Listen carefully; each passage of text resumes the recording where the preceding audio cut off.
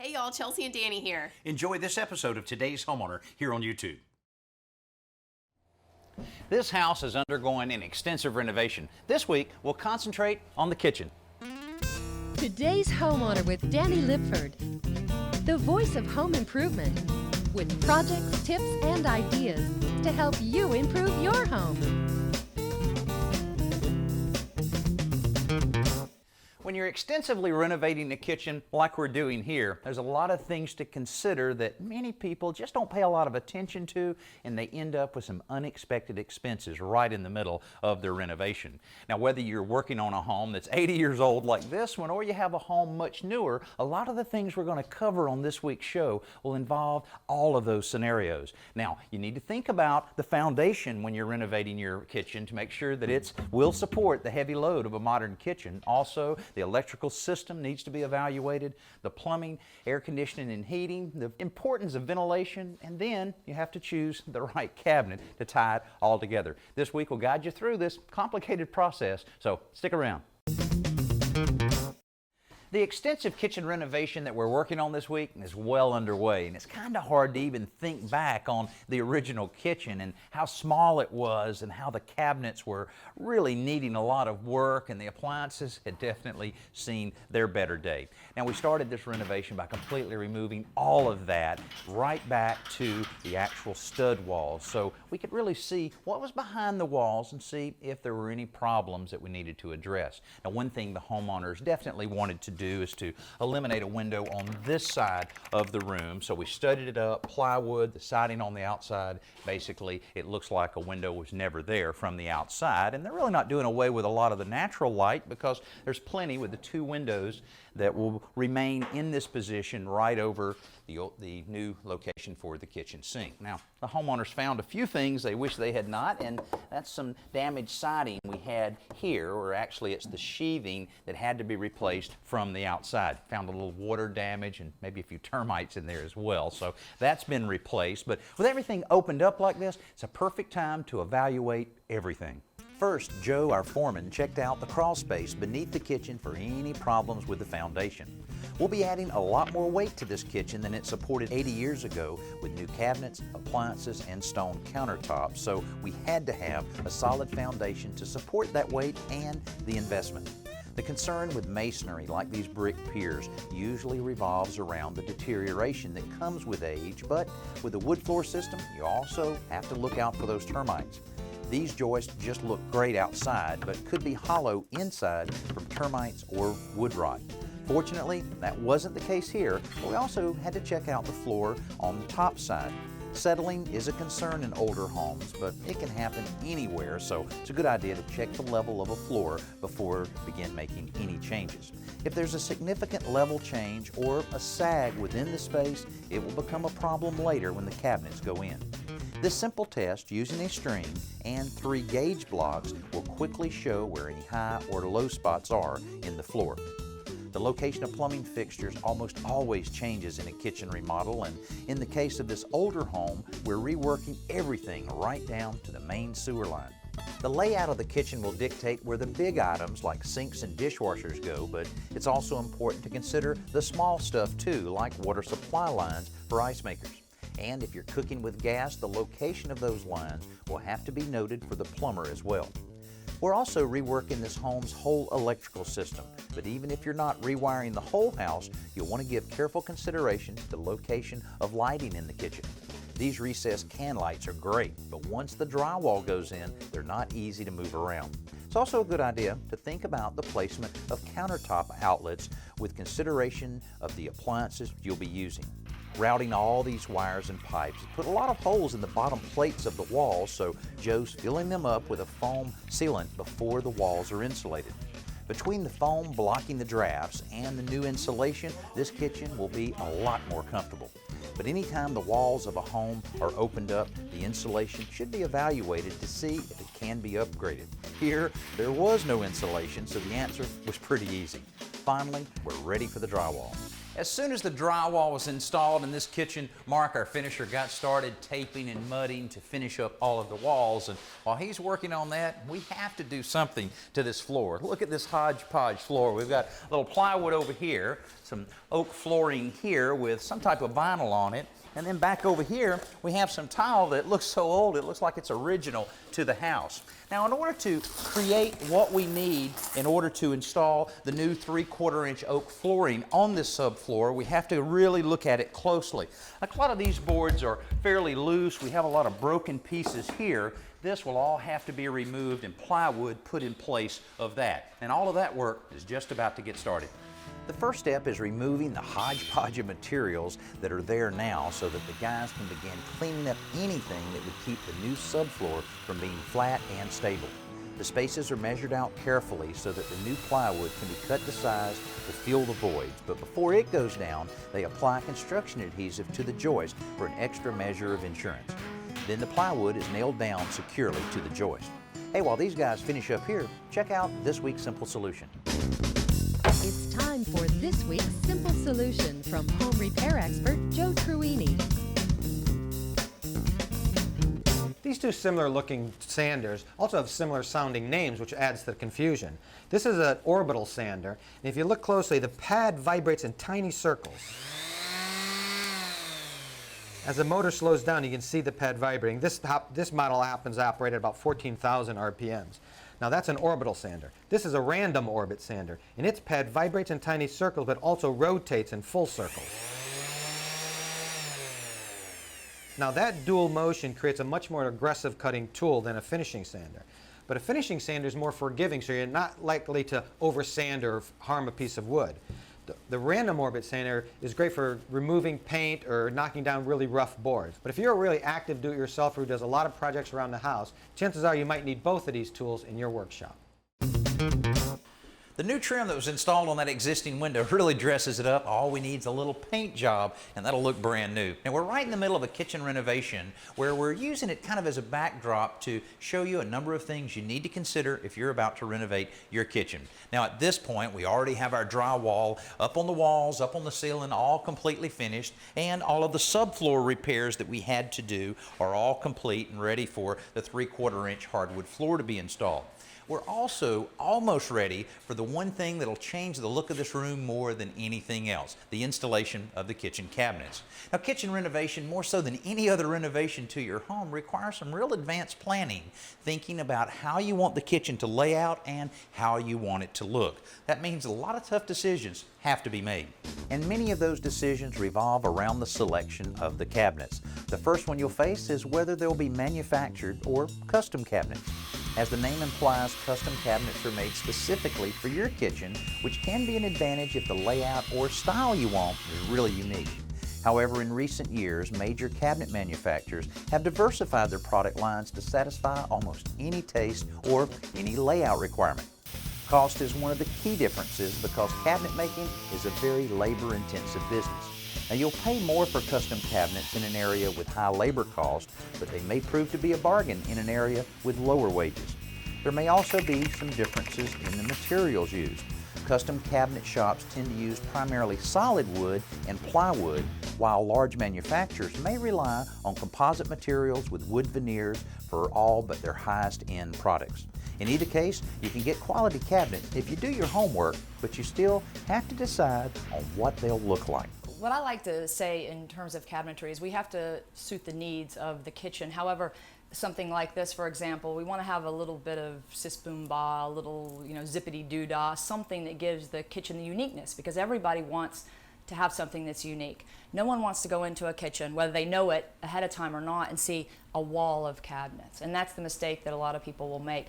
They think every square inch has to be cabinetry, closed cabinetry with doors. But utilizing something like this with glass cabinets, with a plate rack, with these little bitty drawers, you'd be surprised how useful these can be, these little drawers like this. But aside from the usefulness, it gives the kitchen personality, and that's something that's really important.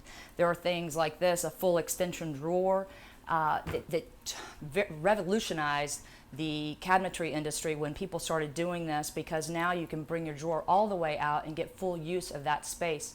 The same with the big deep drawers. You can put pots and pans in there. You can divide them up. I can make even a small galley kitchen very efficient by how you utilize the cabinetry. So when a client comes in, they say, well, you know, I basically like the footprint of the kitchen that we have right now, but it just doesn't work well. Sometimes that's a layout and the way that people are moving. Sometimes it's where the cabinets are allocated. A lot of times you'll see a soffit going across the top with no duct, no lights or anything in it, in an 8-foot ceilinged kitchen. So we want to take that out and take that extra shelf. Even if you don't use that shelf day to day, you can't get to it, it's where your Christmas dishes are stored or your holiday things like that. You can get away with less upper cabinets than people actually think they can. But when they come see me, and I propose a hood or doing something like this or something that's, oh, I don't know if that's really useful, I don't want to be able to see my dishes or what have you. But if they have the space suited the rest of the kitchen, then something like this is what gives their kitchen personality. And let's face it, that's what everybody wants. Every client wants a kitchen that has their distinct stamp of personality and attitude in it. It's not just all about function, it's all about its looks as well. The personality these homeowners chose for their kitchen was one that not only fit their family, but also their 80-year-old home. These shaker-style cabinets add to the historic flavor of the house, but because they're all brand new, they also have the modern conveniences that older cabinets wouldn't. There's adjustable shelving in the taller cabinets to make them more functional, concealed hinges on all of the doors, and roll-out drawers hidden inside several of the units to make them more accessible for storage. These cabinets are custom units, so the cabinet maker's crew is doing all of the installation.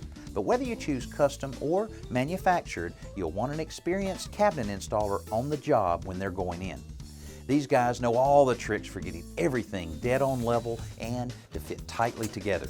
That's important not only for the finished look of the kitchen, but also for your enjoyment of the room as well. When the cabinet crew is done, the countertop installers arrive to begin setting the granite countertops for this kitchen, and boy does it really start coming together. The contrast between the white cabinets and the dark granite is fabulous. Hey, while these guys finish up all their work, take a look at this week's Best New Product.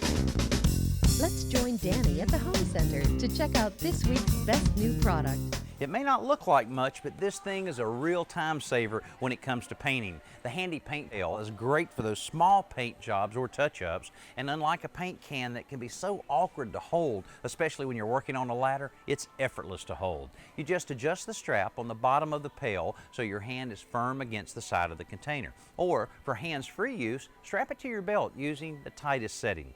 The paint pal also has a great magnetic paintbrush holder that's really convenient and a special edge so you can remove excess paint or stain without the mess that doing the same thing on the edge of a paint can would create. There are even disposable liners for these things that really make cleanup a snap. Now the quart size paint pail costs around $9. The gallon size is around $18. Not a bad price for the hassle you'll save.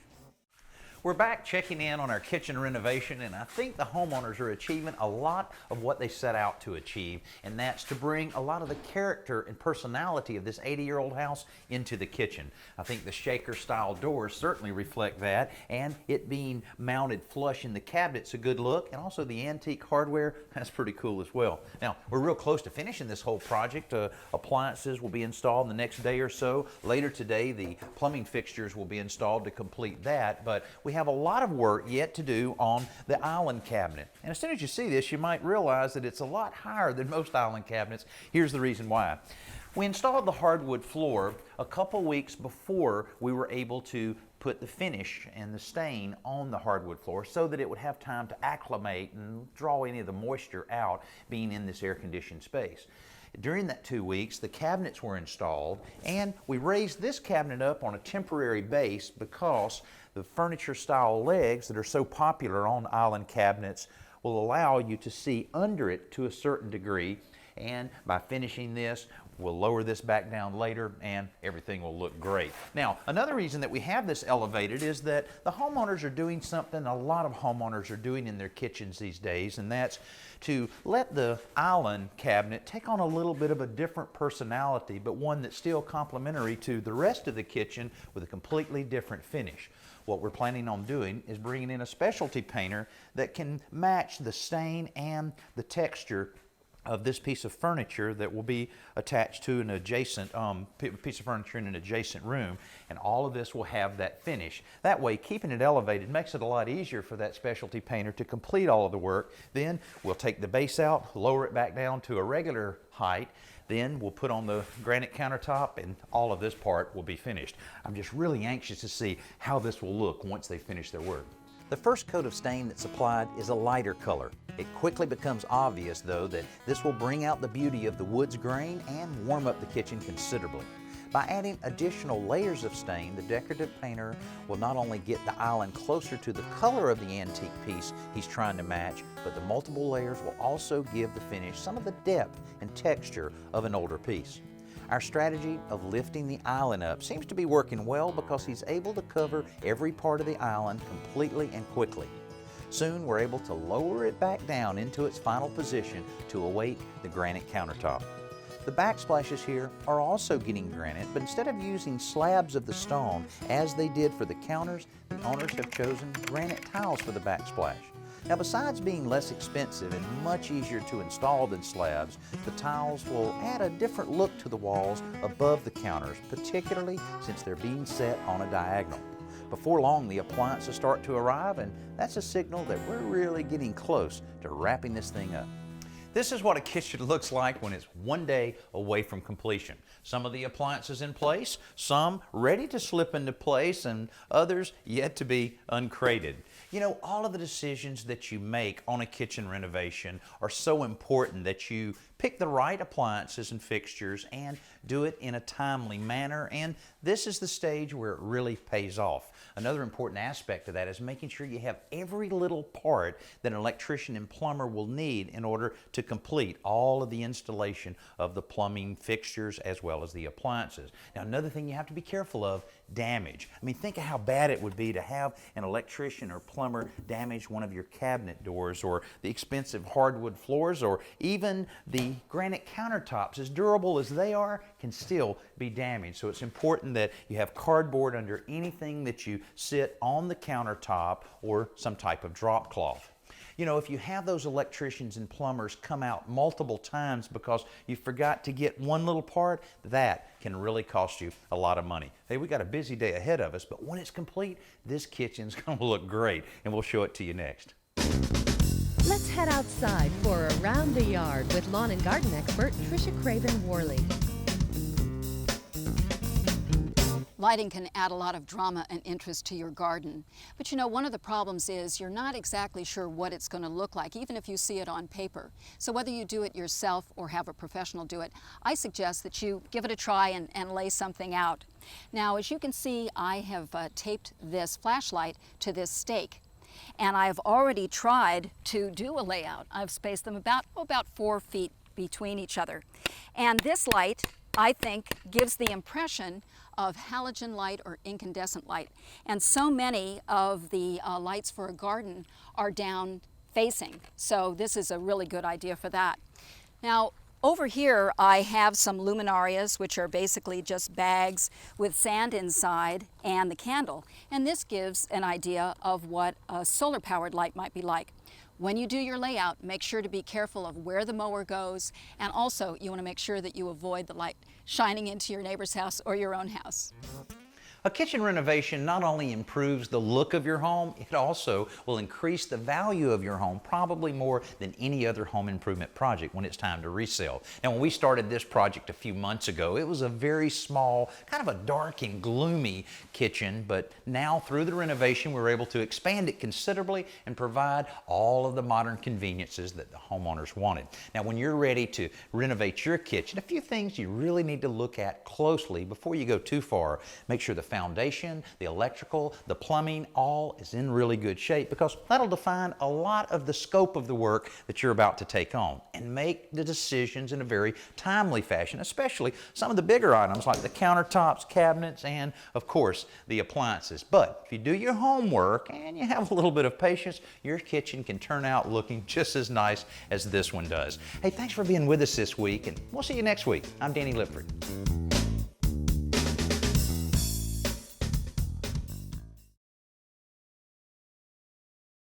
Thanks for watching this episode of Today's Homeowner. And don't forget to like, comment, and hit the bell icon so that you'll be notified of new videos. And be sure to click around and watch some more videos while you're here.